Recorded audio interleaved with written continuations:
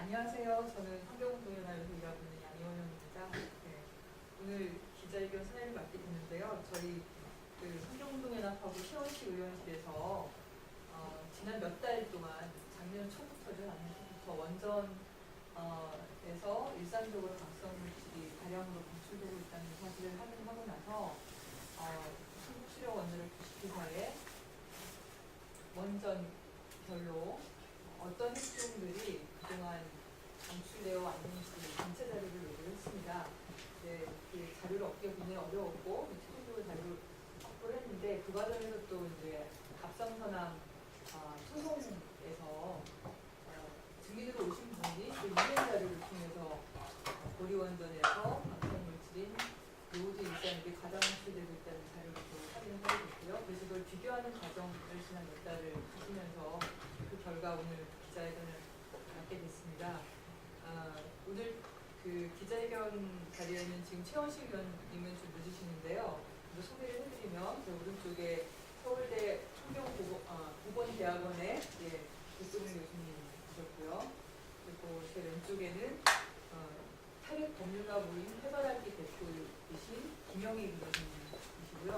지금 500 몇 명이죠?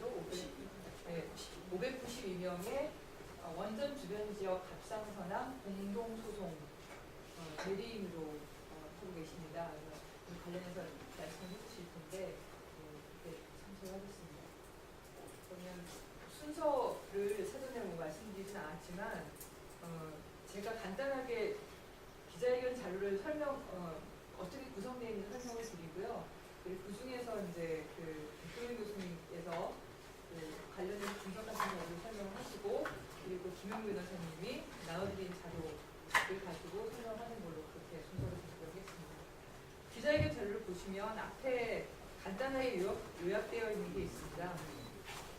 유엔 과학위원회 방사능 피폭 보고서와 한국수력원자력 주식회사의 제출 자료를 통해서 고려원전 1호기에서 4호기에 1993년 기체 요오드 131의 배출량이 13.2기가베크렐로 미국, 일본, 스위스 등 선진국에 비해서 최대 원래 일반 배라고 뒤에 나와 있는데 자세히 한 430여 개의 원전을 다 뒤져봤더니 1,300만 배였습니다. 저희도 사실 그 숫자를 믿기 어려울 만큼 1,300만 배 이상이 높았던 사실을 확인했습니다.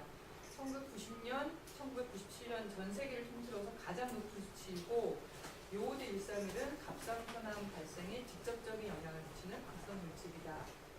그래서 최현식 의원실이 이제 한수원도 과정 4도에서 고리원전 1호기에 1979년 액체 요오드 131 배출량이 1993년보다 6배 더 높았다는 걸 확인을 또 할 수 있었습니다.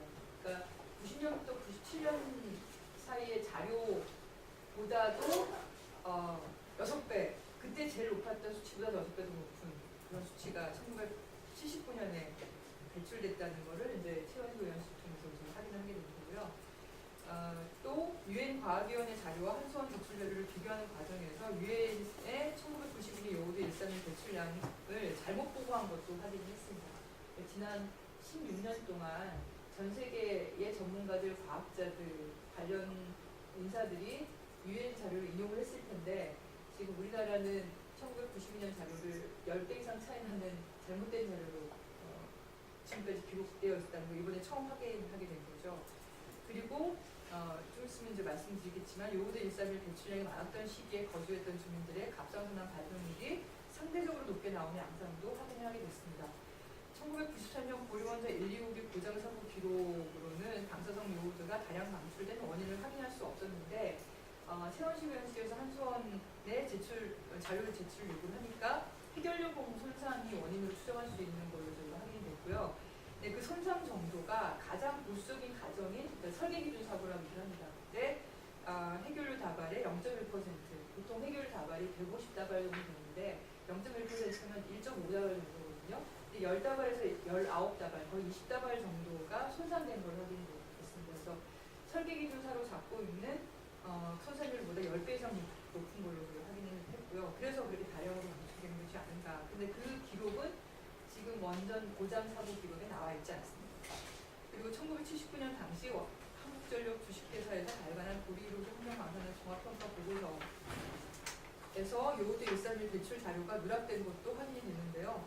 뭐 일단 이제 박두민 교수님께서 말씀해 주시겠지만 과다 배출되었지만 피폭량 계산 결과는 여전히 기준치 이하인 상황이고 하지만 기준치 이하의 피폭 설량에도 불구하고 원전 인근 주민들이 암이나 백혈병 발생과 관련성이 있다는 구체적인 연구 결과가 소개되고 있습니다. 이거는 이제 김영희 변호사님이 좀 소개해 주실 텐데요.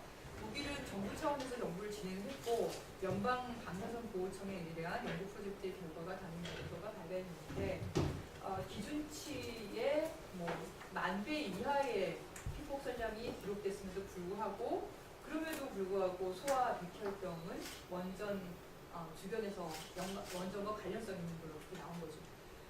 그리고 국제 방사선 방호협회의 피폭 설량 계산식을 전 세계적으로 쓰고 있고 우리나라도 쓰고 있습니다. 근데 그 자체가 이런 현실을 제대로 반영하지 못하는 한계와 문제점이 있다는 것이 유럽 방사선 방호위원회, 그러니까 대한 전문가들이 모여서 만든 조직인데요. 여기서 지적하는 내용이라는 걸 저희가 갑작스러운 소송을 통해서 확인하게 된 거고요. 이번 경우에서도 확인되는 건데 원전 제한구역 경계에서 최대 개인 피폭 설량이 규제값이 0.2mS입니다. 그러니까 방출된 양은 100크렐이고 피폭량은 10W거든요. 그래서 방출된 양을 가지고 우리가 어떻게 얼마만큼 쬐는지를 확인하는 피폭 설량은 계산에 의한 겁니다. 근데 1979년 고리원전 1호기의 방출 액체에 의한 개인 최대 피폭 설량 자료를 보면 뮤아의 갑상선의 경우는 약 0.3mS니까 이 기준치를 넘어버리는 거죠. 자료는 이제 미리램으로 되어 있는데 미리램과 미리시버트는 100배 차이기 때문에 이렇게 계산할 수 있습니다. 하지만 이제 기준치를 전시 피폭량을 해버리니까 갑자기 이게 뚝 떨어져서 0.009mS로 매우 낮게 평가되어서 결과적으로 기준치 이하로 평가되게 된 겁니다. 방사성 요우드는 갑상선에 모여서 결국 갑상선암을 발생시키기 때문에 전시 피폭량 평가는 갑상선암 발생이 중요하지 않은데도 전시 피폭량으로 기준을 적용하는 게 이제 갑상선암 발생 문제를 희소시킨 것이 아닌가라는 것을 지적을 하고 있고요.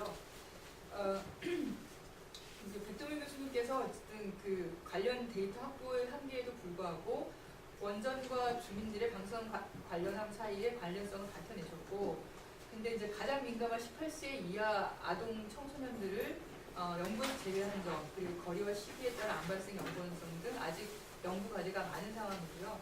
그리고 바다와 대기 중으로 배출된 수십 종의 방사성 물질이 있습니다. 저희가 본 건 이번에 요우드 131만 분석이죠.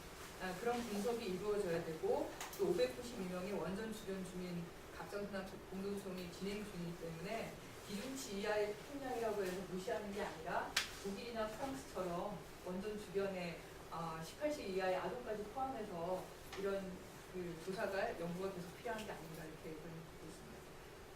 이 정도로 간단하게 요약을 마치고요. 그 뒤에 이제 백동일 교수님 자료를 통해서 이제 설명을 드리도록 하겠습니다. 청구 2를 보시면 될 것 같습니다. 자료는 청구 2를 좀 청구 3인가요? 청구 3입니다. 예, 청구 3.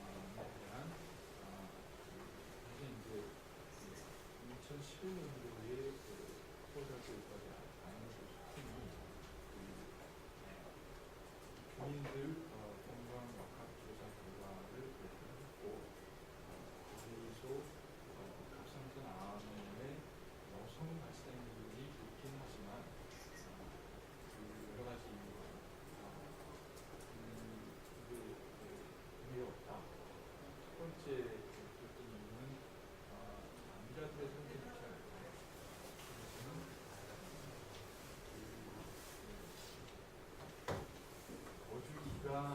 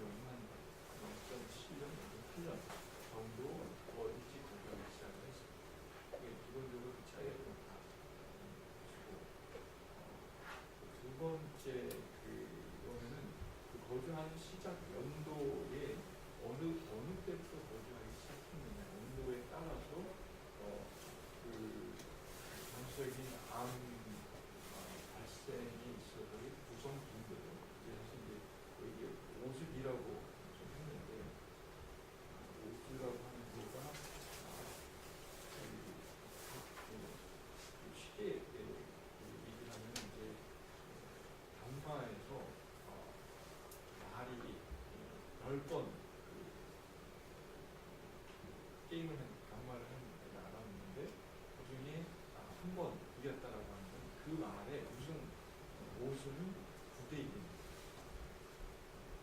그러니까 그런 그 오수라고 하는 게 이제 다른 말은 예를 들어서 10번 나갔는데 2번 이겼다라고 하면은 그 말의 오수는 8대2입니다. 그래서 그 오수비는 9대1 분의 그러니까 8대2 분의 9대1을 계산하는 게 그게 오수비가 되는 건데 그 조건이 같고 저거 했을 때 이 어떤 사건이 벌어지는 그러니까 이제 오수죠. 이게 잘 벌어지지 않는 그런 경우에는 오수가 기본적인 발생 확률하고 거의 비슷하게 되는데, 그래서 그 오수의 결국 비슷한 발생 확률의 비를 계산을 했을 때 그 여러 이제 시점을 나눠서 저걸 봤습니다. 그 뒤에 테이블 보시면은 각각 어떤 해당 연도 말에 그 해당 연도 이전부터 거주했던 사람, 그 이후에 거주했던 사람들에 따라서 대조군에 있어서의 어느 시점부터 거주했는지 이게 10쪽에 나와 있는데요. 10쪽에 나와 있는데 그 어느 시점부터 거주했는지 이를 구분을 해서 대조군이 어느 시점부터 봤을 때 그 거주할 비가 오수가 어떻게 된다를 알 수가 있고, 환자군에서도 마찬가지로 어느 시점부터 봤을 때 그 비가 어떻게 된다를 알 수가 있습니다.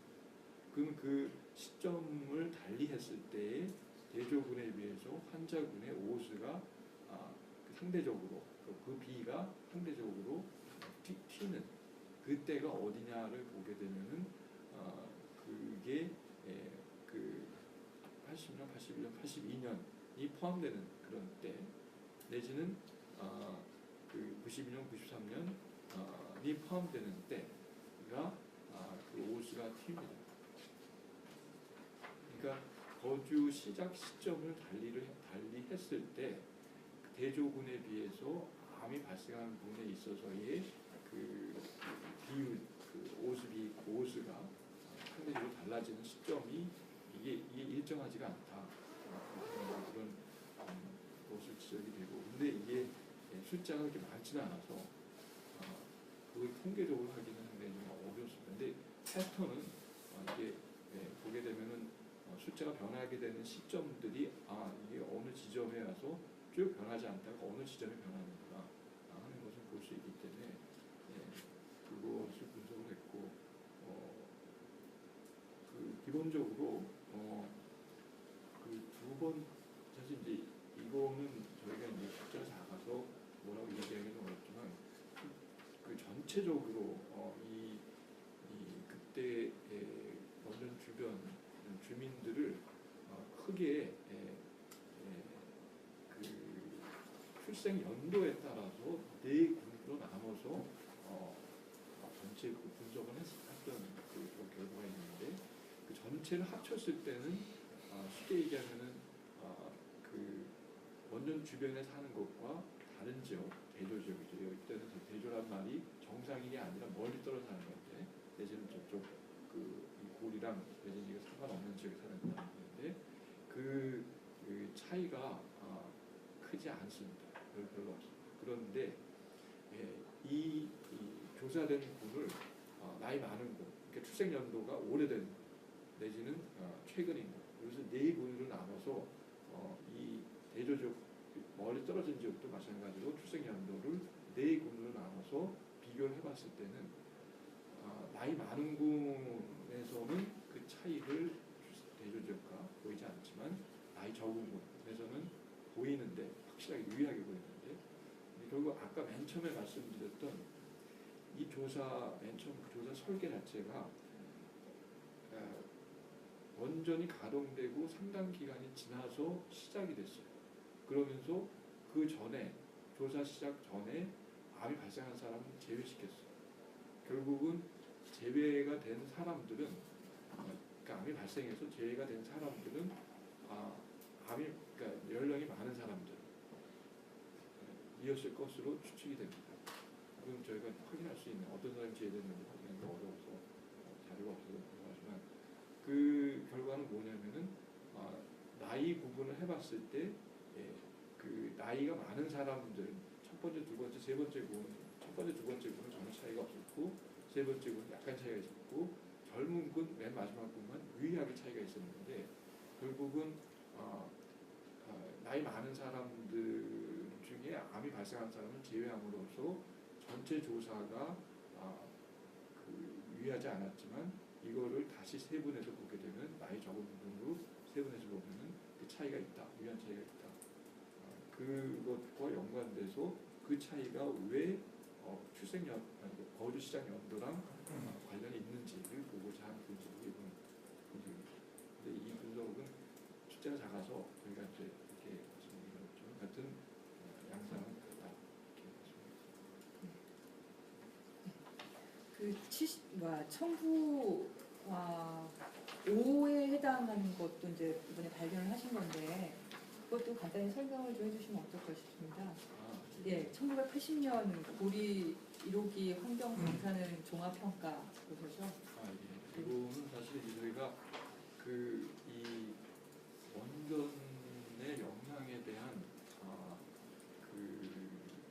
저걸 할 때마다 이제 부딪히는 것 중에 하나가 그 원전 주변의 환경 방사능을 평가했을 때 굉장히 낮다. 그리고 이제 그 수치가 이렇게 낮으니까 소위 자연 방사능 내지는 이제 다른 이 기본적으로 다른 원전이 아닌 다른 소스에서 오는 것도 그거보다 더 높은데 내지 그만큼 되는데 원전의 효과를 어떻게 얘기할 거냐 이제 이거가 가장 큰 뭐랄까요 같은 논리 가장 큰 적이어서 근데 그때 얘기하는 환경 방사능이 낮다라고 하는 거는 최근 자료들이거든요. 최근에 모니터링한 자료들이어서 그러면은 처음에 가동했을 때 당시는 어땠느냐 그때 자료를 달라. 그건 사실 전혀 발표가 안 돼서 자료 공개 정보 공개 청구를 했습니다. 정보 공개 청구를 했더니 줬어요. 저희가 조사가 끝나는 시점에 줘서 저걸 못했는데 고리 같은 경우 1978년도에 가동 시작했고 보니까 법적으로 이 가동 2년 전부터 조사를 시작하게 하도록 돼 있더라고요. 그래서는 78년도에 사실은 이 보고서가 나왔어야 됐었어요. 매 보고서가 나왔어야 되는데 그 자체를 얻지는 못했고 저희가 얻은 거는 맨 처음 보고서가 1980년도 종합평가 보고서인데 그 전에 1980년도 이전에 나온 결과들을 이렇게 쭉 한꺼번에 모아서 보고서를 낸 거를 저희가 얻었습니다.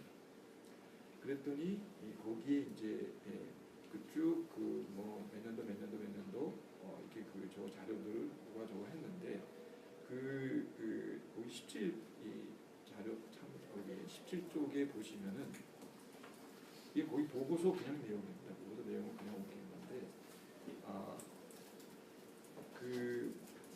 그리고 이제 밑에 그 중간 정도의 저기 보시면은 방출액체 여기 1979년은 개인 최대 전신 피폭 설량이 10 CFR50 어펜딕스 1의 설량 목표치에 미달되고 있으나 개인 최대 내부 피폭 설량은 설량 목표치의 약 3배 정도 상회하고 있는데 이는 방사성 요오대 방출량이 많은 데서 기인한다 라고 이게 보고서 자체에 적혀 있는 저희가 됩니다. 그래서 이게 그렇구나 라고 해서 이거 뒤에 보시게 되면 1977, 78, 79년도에 각각 그 양들이 나오고 79년도에는 유아 같은 경우 거기 이 갑상선이 전시는 0.873mg이지만 물가는 29.6mg으로 표시되는 걸 알 수가 있고요. 그래서 상당히 높게 방출됐고 평가했을 때 저거를 넘어간다라고 하는 거를 보고서 상에서도 정말 할 수가 있었습니다. 근데 이게 왜 이렇게 많이 높고 내지는 그 정했는가를 보기 위해서 그거 아이오다인에 대한 그 저거를 보기 위한 20쪽을 보시면 20쪽을 보시면은 거기 해조류의 아이오다인 130일 방사능 그 평가 결과가 나오는데 그게 74년부터 자료가 있습니다. 그래서 거기 피코큐리 킬로그램 프레시한 거에 그 양이 나오는데 그 76년이나 77년, 78년 같은 경우는 그 검사를 했을 때 디텍트가 안 되면은 not detectable이라고 ND 표시를 합니다. 그리고 여기 그 1980년에는 2.70이라고 그 측정해서 한 번 측정한 것 같은데 그 표시가 되어 있습니다. 문제는 77, 78도 있는데 79년은 아무런 측정을 했는지 결과가 N인지 아니면 어떻게 되는지 값이 없어요.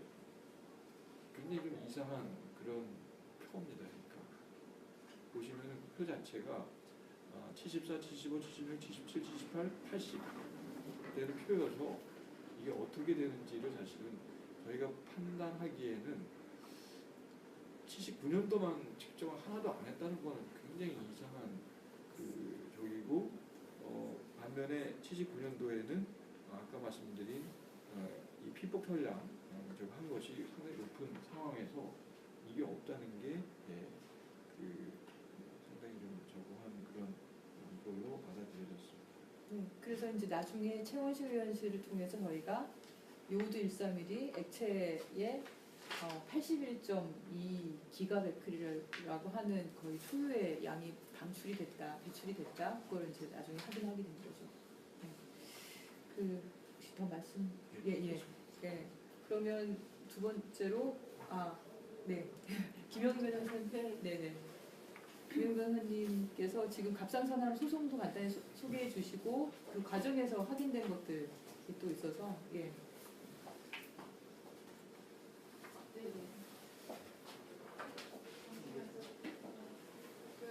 갑상선암 소송은 현재 그 암 진단 확정자 수가 592명입니다. 거의 600명에 가까운 그 우리나라 4개 원전 부지의 그 주민들, 주변 주민들이고요.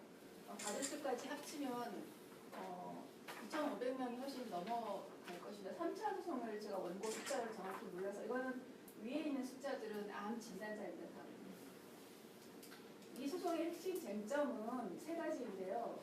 과연 그 주민들이 왜 암에 걸렸을까? 그리고 원전에서 가까울수록 왜 암 발병률이 높을까? 이것은 누가 생각해도 원전에서 뭔가 방사능이 나와서 그런 게 아닐까 쉽게 추측이 될 겁니다. 그래서 원전에서 평상시에 방사능이 배출이 된다는 거에 대해서 그 양이라든가 이런 어떤 게 나오는지 이런 게 쟁점이 되고요. 또 하나는 그 배출된 방사능으로 인해서 주민들이 피폭이 되고 있는지 요것도 하나의 또 쟁점이고, 그러면 그 방사능이 피폭이 되었기 때문에 암에 걸린 것인가, 특히 갑상선암이 걸린 것인가, 이 3가지를 원고들이 주장하고 입증해야 되는 소송입니다.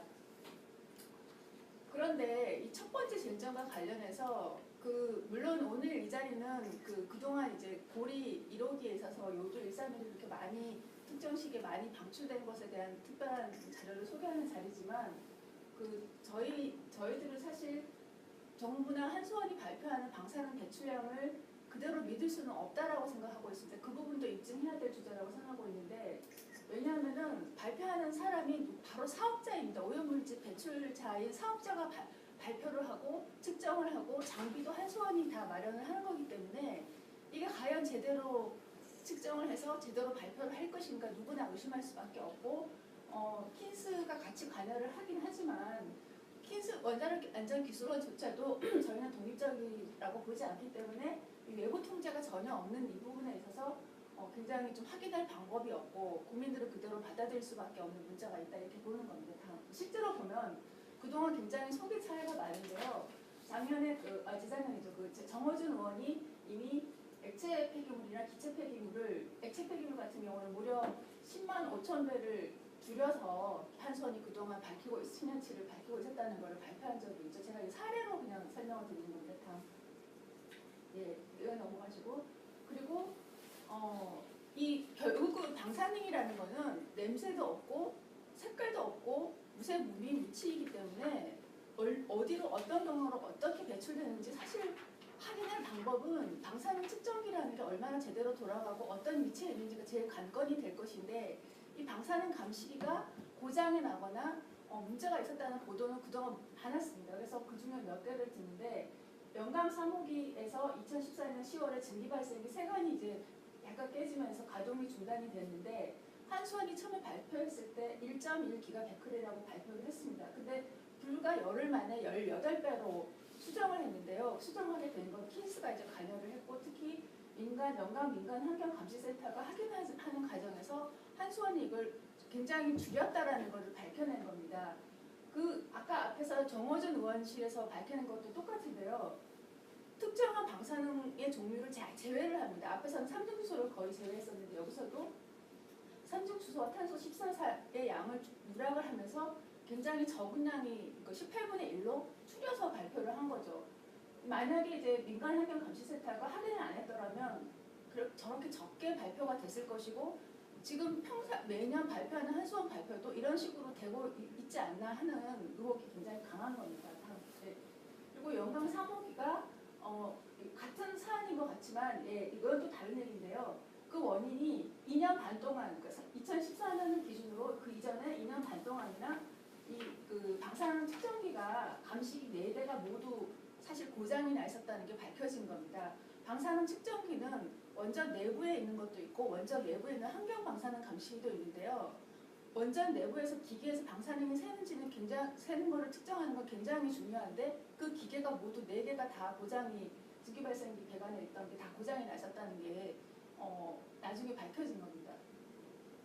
그리고 영광 1호기도 이것도 보도가 된 내용인데요. 그 액체 방사성 폐기물을 거의 3만 리터를 2014년 10월에 바다에 방출했는데 이것도 영광 1호기 안에 있던 그 방사성 감시기가 고장이 나면서 방출이 된 겁니다. 그래서 당시 이거를 이제 밝힌 권은희 의원이 이때도 민간환경감시센터에 정상적으로 보고를 하지 않고 은폐하려고 했었다라는 걸 문제 제기를 한 바가 있습니다. 이런 식으로 방사성 폐기물의 배출량을 항상 줄이고 은폐하고 또 제대로 측정도 안 되고 있기 때문에 우리 교수님들은 한수원의 발표를 전제로 하여 연구를 하셨지만 저희는 소송을 제기하는 입장에서 원고의 입장에서는 그 한수원이 그 발표하는 자료를 액면 그대로 받아들일 수가 없는 거죠. 이거는 이제 킥보드 문제인데요. 이제 여기 우리 교수님 자료도 있지만 여기 보시면 그 고리 월성 영광 울진의 주민들의 1990년도부터 2008년까지 피폭량이 나와 있는데요. 굉장히 낮은 숫자입니다. 0.0068, 5 이런 식으로. 근데 이 피폭 설량을 그대로 믿을 수가 있느냐? 이렇게 낮은 수치라면은 과연 주민들이 암에 걸릴 수 있는 것인가? 물론 이렇게 낮은 수치여도 암에 걸릴 수 있다라고 하는 게 지난번에 크리스 버스비 박사 얘기했는데요. 왜냐하면 이렇게 낮은 수치라도 계속 인체에 영향이 누적이 되기 때문에 암 발병이 올 수 있다고 그분이 분명히 얘기하셨습니다. 근데 여기에 대한 또 다른 문제 제기는 이 피폭 설량은 그렇게 낮게 설정이 되고 우리가 믿을 수 없는 방사능 배출치를 전제로 해서 그것을 계산을 해서 모델링한 ICRP라고 해서 국제방사선 방어위원회가 정한 모델링에 의해서 계산한 것에 불과합니다. 그래서 이 수치도 굉장히 오류가 많고 문제가 있다는 지적이 굉장히 많습니다. 다음. 앞에서 본 1년 기준치는 1mS인데요. 앞에 기준치는 피폭 설량을 보면 전부 다 원전 주변에 살지만 0.000, 1, 2, 6 이런 낮은 숫자인데 이 숫자는 주민들의 그 혈액이라든가 소변이라든가 염색체 검사를 해서 실제로 방사능 피폭량을 측정한 게 아니고 계산을 해본 거에 지나지 않는데 그렇다면 그 계산 모델이 정확해야 될 것입니다. 그런데 이 모델은 굉장히 문제가 많다는 게 제일 중요한 게 뭐냐면 실제 원전 주변의 환자들의 몸 상태하고 저 모델 죄송합니다. 그 계산을 돌렸을 때 결과하고 원전 주변의 주민들의 건강 상태하고 일치하지 않는다는 게 제일 문제인데요. 아까 이제 양희원 처장님도 잠깐 소개한 독일의 그 원전 인근 소환에 대한 역학조사 연구라는 거는 20년 동안 한 연구입니다. 독일의 모든 원전 관련 시설을 했고요. 이 모델에 따르면은 이 ICRP 모델은 굉장히 계산이 오류가 많다. 최소한 1000배의 오류가 있다. 이렇게 이 독일 정부가 시행한 연구에서 나옵니다. 이 키크라는 연구는 굉장히 중요한 연구인데요. 20년 동안 시행된 연구이고요. 그리고 15개 원자 5km 이내의 모든 아이들을 했는데 그 대조 지역과 비교했을 때 54%나 소아암 발병률이 높다. 근데 이때도 기준치 이하였습니다. 이하였지만 이렇게 암이 증가한다는 걸 이 연구가 보여주고 있고요. 만약에 키크 연구에 따라서 이 ICRP 모델이 1000배 오차가 있다는 걸 그대로 계산을 해보면 한수원의 피폭 설량을 아까 우리 지금 문제가 되고 있는 92년도, 93년도를 보면은요. 92년도에 보면은 보리 근처의 주민이 0.005라고 되어 있거든요. 근데 1000을 곱하면 5mS가 돼서 기준치 5배가 되고요. 94년도는 7.8mS가 됩니다. 그래서 ICRP 계산이 정확에 대해서 이의를 가질 경우 이런 결과가 온다는 거고요. 네. 그래서 하고 싶은 말은 이 계산 방식이 아니라 실제 제일 중요한 건 주민들의 몸이 증거인데 이 몸의 상태하고 주민들의 실제 높은 이렇게 암 발병률을 볼 때 실제 방사선 피폭량은 정부가 발표하는 것보다 훨씬 높을 것이다. 이게 주민들의 몸이 입증을 해주고 있다고 생각을 합니다. 네. 그리고 저 방사선 배출량이 높다는 걸 우리가 입증을 못한다고 하더라도 아까 말씀드린 것처럼 정부가 발표하는 수치라고 할지라도 실제로 암 발병률이 높아갈 수 있다는 것은 이거는 정말 움직일 수 없는 그 가장 강력한 최근의 국제 연구 결과인데요. 프랑스, 영국, 미국에서 그 각종 원전 관련 시설, 원전을 포함해서 뭐 제처리장이나 뭐 여러 가지 이런 이 세 개의 나라에 있는 그 원전 관련 시설에서 근무한 30만 명에 대해서 무려 60년 가까이 60년 가까운 기간을 놓고 그 연구를 했을 때 다음이요.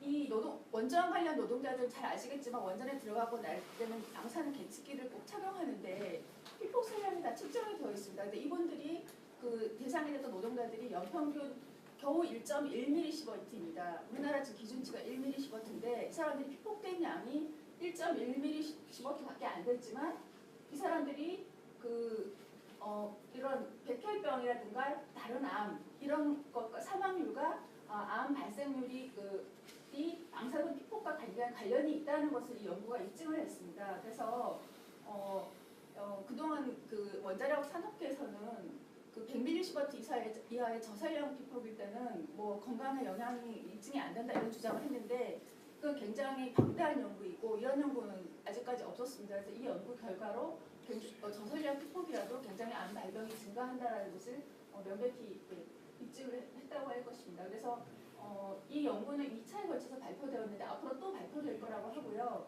네, 이렇게 저설량 피폭이라도 암 발생 위험이 높아지기 때문에 원전 주변 주민들도 지속적으로 저설량이라 할지라도 피폭이 되면서 암 발병이 높아진 것으로 저희는 판단하고 있습니다. 네, 이상입니다. 네, 맞습니다. 시간이 좀 많이 진행이 됐는데요. 그 의원님 그 자료도 찾으시고 하시느라고 고생하셨는데 지금 또 선거운동 기간이셔가지고 좀 늦긴 하셨는데 어쨌든 그 과정에 대해서 좀 설명도 좀 해주시고 앞으로 또 20대 국회 들어가시면 이 문제를 좀 적극적으로 해결하기 위해서 노력하시는 한 말씀 좀 부탁드리겠습니다. 준비한 한 말씀만 드리죠. 예. 형식적인 것이면 말도 뭐. 네. 안녕하십니까. 인천 계양 국회의원 최원식입니다. 오늘 회견 준비를 위해 애써주신 환경운동연합과 백도민 교수님, 김영민 변호사님 등 여러 전문가 분들께 감사하다는 말씀을 드립니다.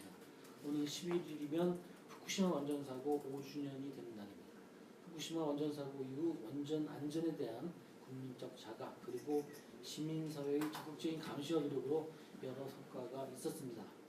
국회에서도 원전 안전과 원전 정보에 대한 투명한 공개를 위해 여러 입법 정책적 노력을 해왔습니다. 특히 투명한 정보 공개는 원전 안전을 위한 가장 기본적인 전제 조건이라고 할 수 있습니다. 그러나 여전히 정부와 안수원의 정보 독점 그리고 이들을 감시해야 할 원자력 안전위원회의 소극적인 자료 공개로 인하여 국민의 생명과 직결된 원전 안전에 대한 투명한 감시가 이루어지지 못하고 있습니다. 원전 안전의 99%의 안전은 무의미합니다. 100% 안전해야 합니다. 오늘 이 자리는 한수원이 제출한 자료를 분석한 결과 미국, 일본, 스위스 등 선진국에 비해 국내 원전에서 발생한 요오드 131의 배출량이 최대 1,300만 배 이상 높다는 사실을 확인해서 국민 여러분께 알려드리기 위한 자리입니다. 요오드 131은 갑상선 암 발생에 직접적인 영향을 미치는 방사성 물질입니다.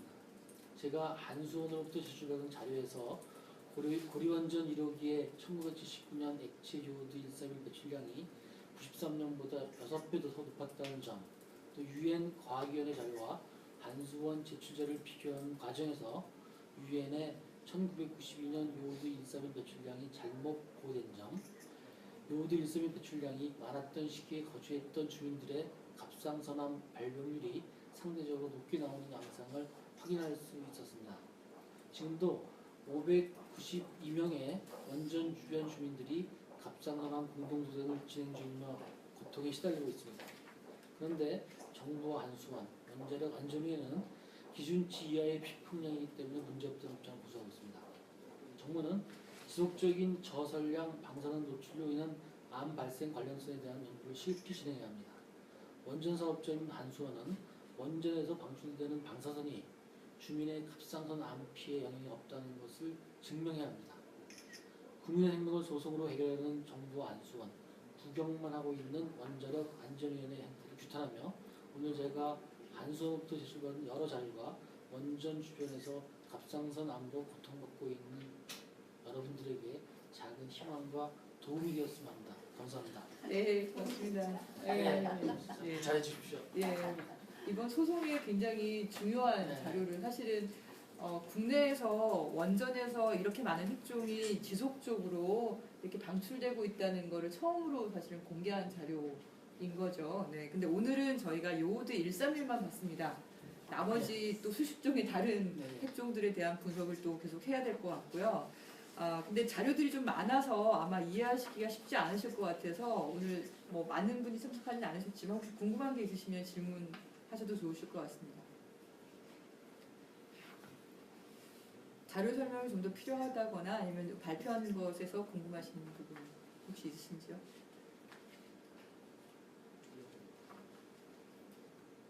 다 읽어보지도 못하셨죠? 너무 많아가지고. 네. 다시 나중에 질문드릴 것 같습니다. 네네네, 그렇게 하시죠. 어쨌든 저희가 이런 내용을 얘기를 하면 저는 이제 좀 역사를 거슬러 올라와서 말씀을 드리면 원전에서 사고가 났을 때 그동안 어떤 핵종이 몇 베크렐이 나왔는지가 공개된 적이 최근입니다. 그전에는 어떻게 나왔냐면 무슨 방사성 물질이 나왔는데 이게 피폭 설량을 보니까 엑스레이 한 번 찍는 정도의 1000분의 1밖에 안 된다. 이런 게 보통 이제 공개 자료였죠. 근데 그건 나중에 알았는데 그 어떻게 그 피폭 설량이 그렇게 측정이 될까? 저희는 측정하는 줄 알았는데 처음에는 90년대에 그랬습니다. 근데 알고 봤더니 계산이었고 그래서 원래 특정 핵종에 몇 베크렐이 나오는지가 그것도 사실은 계산이었던 거긴 한데 그 절대량이 있고 그걸 계산식을 통해서 다시 피폭 설량으로 바꾸고 그걸로 이제 기준치 이하다 이렇게 나왔던 거죠. 그런데 그게 절대량으로 발표된 게 10년이 채 안 되는 그런 상황이고요. 그리고 그 절대량이 발표가 되긴 했지만 사고에만 나오는 걸로 사실은 인식을 하고 있었습니다. 그런데 사고 때만 나오는 게 아니라 수시로 기체와 액체 폐기물 형태로 방출되는 거를 이제 몇 년 전에야 이제 확인을 하게 된 거고, 근데 도대체 얼마나 많은 양이 어떤 핵종이 나오는지를 또 모르고 있었던 거죠. 근데 이번에 그 모든 자료들이 이제 확인이 되고 있는 그런 상황인 겁니다. 그런 과정들이 하나하나씩 이렇게 한꺼풀씩 나가고 있는 것 같고요. 여기에는 저희 같은 환경단체 역할도 중요하지만 어쨌든 국회에서 굉장히 역할을 하시는 의원님들이 얼마나 많이 계신가에 따라서 이런 자료들이 국민들에게 더 투명하게 공개되지 않을까라는 생각이 들고요. 이번 후쿠시마 5주년 맞이해서 그리고 또 20대 총선 맞이해서 국회의 역할이 더 중요하지 않겠냐 이런 생각이 좀 들고 앞으로도 관련한 분석과 관련한 분석과 아니면 정보 공개에 대해서 이제 기대를 많이 하게 될 것 같습니다. 혹시 추가로 더 말씀하실 게 없으시면 네 혹시 뭐 질문하실 게 있으세요? 그 백동현 교수님 아까 설명하신 거 말씀 듣다가 제가 자리에 떠서요. 그 아까 그 지역 주민을 네 그룹으로 나눴었잖아요. 나이대별로. 근데 이제 가장 나이가 적은 주민을 비교했을 때 암 환자 발생률에 유의가 한 차이가 있다고 하셨는데 나이대가 어떻게 되나요? 가장 나이가 적은 주민. 그게 사실 이제 여기 자료를 제가 봤거든요. 저기 한데 그 보여드릴 수는 있는데요. 1956년 그 이후 출생 분들입니다. 56년. 그래서 1956년 이후 출생 분들은 1978년에 우리 원전이 시작됐으니까 그때 나이가 한 20살 정도 됐었겠죠. 20살? 16살입니다. 미성년자를 제외했으니까 미성년자 막 벗어난 게 네. 20살 되겠죠. 네. 네. 이제 그 분들이 어떻게 보면은 이제 92년도 이 조사를 시작하면서 포함된 가장 젊은 층이에요. 젊은 나이 층이에요. 근데 그분들은 그때 아마 암이 발생을 안 했을 그런 나이이기 때문에 포함되고 쭉 암이 발생할 나이까지 관찰이 되면서 그 효과, 영향이 확실하게 유의하게 저희들이 확인할 수 있었던 분들이고 반면에 1930 몇 년 이전 제일 나이 많은 분은 1900년부터 1930 몇 년 이전 분이고 그분은 벌써 암이 발생한 벌써 이제 92년도에 이 조사가 시작됐을 때는 암의 호발 연령을 지나서 이게 들어온 사람들이죠. 조사에 포함된 사람들이죠.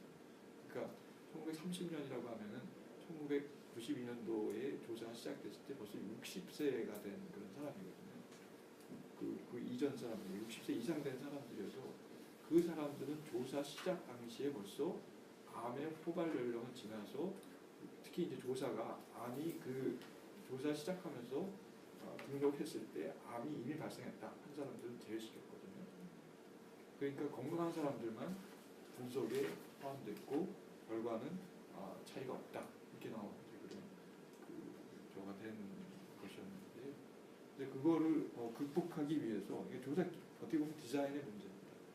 이게 디자인이라고 하여튼 이게 붕 떠서 조사 원전 가동 시작과 함께 조사가 됐으면은 사실 이제 이런 문제가 없었을 텐데 그 붕 떠서 나중에 시작하면서 그 전에 암 발생한 사람은 제외시키는 이제 이런 디자인을 했기 때문에 그걸 극복하기 위해서는 제외가 안 될 그런 연령층에 국한해서 분석하는 게 그게 의미를 더 확실하게 확인할 수 있는 그런 방식입니다. 거주 기간, 그다음에 나이일 때 그렇게 이제 좀 다르게 디자인해서 해보니까 훨씬 더 관련성이 큰 것으로 나타나는 게 확인이 된 거고요. 그다음에 그 거주 기간은 또 방사성 물질 방출, 바다 방출 시기하고 또 공교롭게도 겹치고 있어서 그런 관련성을 우리가 의심할 볼 수가 있는데 이게 제대로 분석이 되려면 사실 암센터의 등록 자료를 개인정보까지는 아니고 당연히 그 개인정보가 삭제된 상태에서 그것만 거리만 확인할 수 있는 걸로 하게 되면 훨씬 더 풍부한 자료를 우리가 분석할 수 있지 않습니까? 근데 그거를 공개를 안 하고 있는 거예요. 그걸 제공을 안 하고. 공개 청구를 예. 했을 때 참 이게 좀 어렵더라고요. 네. 저희 이 아까 그 환경 방사능 자료도 네. 막 문제 제기가 되고 그 공부하니까 이제 공개를 하는 것 같아요. 네. 그 사실 이 자료는 정말 그 역사적인 자료죠. 네. 하여튼 그러면은 공개적인 자료는 최근의 것만 정리해주고 빗장을 하나하나씩 열어가는 그런 느낌이 들고 조금씩 그래도 앞서 좀 진전은 되는 것 같은 생각이 듭니다. 오늘 이걸로 이제 오늘 기자회견을 마치는 걸로 하고요. 어쨌든 내용이 좀 더 많이 있으니까 이후에 다른 자리를 또 가져서 관련 정보와 내용을 공유하는 자리를 갖도록 하겠습니다. 네, 고맙습니다. 네,